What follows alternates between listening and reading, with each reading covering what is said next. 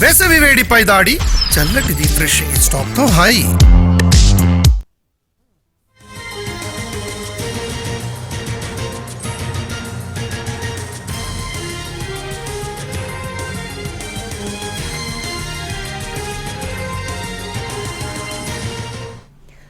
బెంగళూరు తొక్కిసలాట ఘటనపై కర్ణాటక సర్కారు సీరియస్ యాక్షన్ ని మొదలుపెట్టింది. నగర పోలీస్ కమిషనర్ దయానందపై సస్పెన్షన్ వేటు వేసింది. అతనితో పాటు పలువురు పోలీస్ అధికారులపై కూడా చర్యలు తీసుకుంది. ఆర్సీబీ ప్రతినిధులను అరెస్ట్ చేయాలని సీఎం సిద్దరామయ్య ఆదేశించారు. ఇక ఫ్యాన్స్ ని నిలువరించడంలో బెంగళూరు పోలీసులు పూర్తిగా ఫెయిల్ అయ్యారంటూ కారణం చూపించింది ప్రభుత్వం. చిన్నస్వామి స్టేడియం దగ్గర తొక్కిసలాట ఘటనపై కర్ణాటక ప్రభుత్వం చర్యలు తీసుకుంది. బెంగళూరు పోలీస్ కమిషనర్ తో పాటు తొక్కిసలాటతో సంబంధం ఉన్న ఇతర పోలీసు ఉన్నతాధికారులపై కూడా సస్పెన్షన్ వేటు వేసింది. CP Dayanand, additional commissioner Vikas Kumar, DCP Shekhar Takkanavar వారిని సస్పెండ్ చేసింది. ఇక మరొక ఇద్దరు పోలీస్ ఆఫీసర్లు బాలకృష్ణ, గిరీష్లపై చర్యలు తీసుకుంది.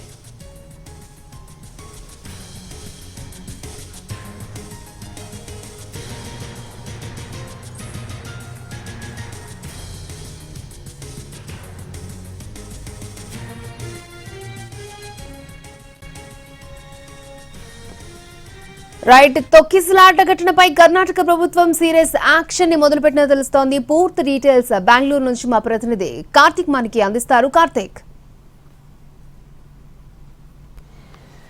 రైట్ అక్షయ, ఏదైతే తొక్కిసలాట ఘటన మీద పూర్తి స్థాయిలో కర్ణాటక ప్రభుత్వం సీరియస్గా దృష్టి పెట్టిందని చెప్పాలి. నిన్న మధ్యాహ్నం 3 గంటల నుంచి 3 గంటల సమయంలో జరిగినటువంటి కేబినెట్ సమావేశంలో చాలా కీలకమైనటువంటి నిర్ణయాలు తీసుకున్నారు. అందులో ముఖ్యంగా ఎవరైతే తొక్కిసలాట ఘటనకు కారణమైనటువంటి వారందరినీ కూడా అరెస్టు చేయాలి, వారి మీద కేసులు నమోదు చేయాలి, పూర్తి స్థాయి దర్యాప్తు చేయాలని చెప్పి నిర్ణయం తీసుకున్నటువంటి నేపథ్యంలో ఆ దిశగానే ఇటు ప్రభుత్వ ఆదేశాలతో పోలీసులు కూడా రంగంలోకి దిగారు. ఈరోజు ఉదయం ముంబైకి వెళ్తున్నటువంటి ఆర్సీబీ మార్కెటింగ్ హెడ్గా ఉన్నటువంటి నిఖిల్ సోహన్ను కూడా అరెస్ట్ చేయడం కూడా జరిగింది. మరొక ఈవెంట్ ఆర్గనైజర్గా ఉన్నటువంటి డీఎన్ఏకి సంబంధించి సునీల్ మాథ్యూ, మరొక కిరణ్, మరొక వ్యక్తిని మొత్తం నలుగురిని కూడా అరెస్ట్ చేసి ప్రస్తుతం క్వీన్స్ రోడ్లో ఉన్నటువంటి పోలీస్ స్టేషన్లో కూడా విచారిస్తూ ఉన్నారు. అసలు మొత్తానికి కూడా ఈ మొత్తం వ్యవహారానికి సంబంధించి మొదట ఆర్సీబీ హెడ్గా ఉన్నటువంటి నిఖిల్ సోహలే చాలా వివాదాస్పదమైనటువంటి వ్యక్తిగా కూడా మనకు కనపడుతూ ఉంటారు. ఎందుకంటే బెంగళూరు సిటీ ట్రాఫిక్ పోలీసులు పోస్ట్ పెట్టారు 11 గంటల సమయంలో ఈ యొక్క పెరేడ్కి ఎలాంటి సంబంధం లేదు, ర్యాలీకి కూడా ఎలాంటి అనుమతి ఇవ్వలేదంటూ కూడా చెప్పినప్పటికీ కూడా దాని తర్వాత వెంటనే కూడా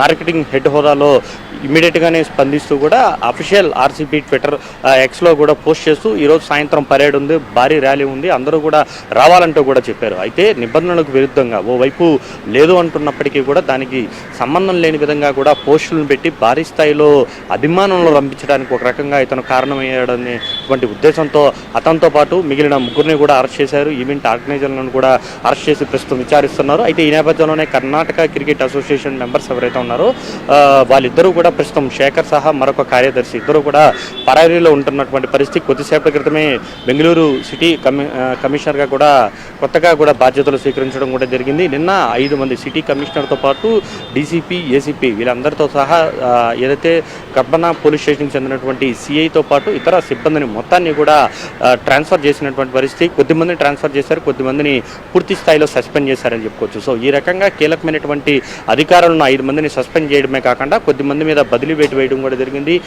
మరొక వైపు అరెస్టుల దిశగా కూడా పూర్తి స్థాయిలో ప్రభుత్వం సీరియస్ యాక్షన్ తీసుకుంటుంది. అయితే ఇంత జరుగుతున్నప్పటికీ కూడా బీజేపీ నుంచి జేడీఎస్ నుంచి మాత్రం చాలా తీవ్ర స్థాయిలో విమర్శలు వస్తున్నాయి. తూతూ మంత్రంగా చేయడం కాదు, దీని వెనుక అసలు కేంద్ర హోంశాఖకు కర్ణాటక క్రికెట్ అసోసియేషన్ జూన్ 3వ తారీఖున ఒక లేఖ రాసింది. ఆ లేఖే ప్రస్తుతం పెను సంచలనంగా ఏదైతే కర్ణాటక రాజకీయాల్లో మారిందనే చెప్పాలి. జూన్ 3న ఒకవేళ ఫైనల్ మ్యాచ్లో ఆర్సీబీకి గెలిస్తే విధాన సౌధాలో ఏదైతే ఒక సన్మాన కార్యక్రమం నిర్వహించాలంటూ కూడా కర్ణాటక క్రికెట్ అసోసియేషన్ పోలీసులను కోరింది. అయితే పోలీసులు ఏమాత్రం కూడా అందుకు నిరాకరించలేదు. జూన్ 8వ తారీఖున ఆదివారం కావడంతో ఆ రోజున పెట్టుకుని మేము కావాలంటే మరింత భద్రతను అందిస్తామని చెప్పి కూడా ఆ లేఖలో చాలా స్పష్టంగా రాసినటువంటి పరిస్థితి. అయితే అది ఏం జరిగిందో ఏమో తెలియదు కానీ రాత్రికి రాత్రి 11 గంటల 20 నిమిషాలకు మరొక మెయిల్ అనేది కూడా ఏదైతే సిటీ కమిషనర్ నుంచి పోలీసుల నుంచి కూడా ఆర్సీబీకి వెళ్ళింది. రేపు ఉదయం సమావేశాన్ని చేసుకోవాలంటూ కూడా చెప్పడం కూడా జరిగింది. ఈ రకంగా 24 గంటల్లోనే పూర్తి స్థాయిలో ఆ యొక్క దానికి అనుమతులు ఇవ్వడం, ముఖ్యంగా ఆర్సీబీ క్రికెటర్లందరూ కూడా విదేశీయులు కావడంతో వారందరూ కూడా వెళ్ళిపోతారు.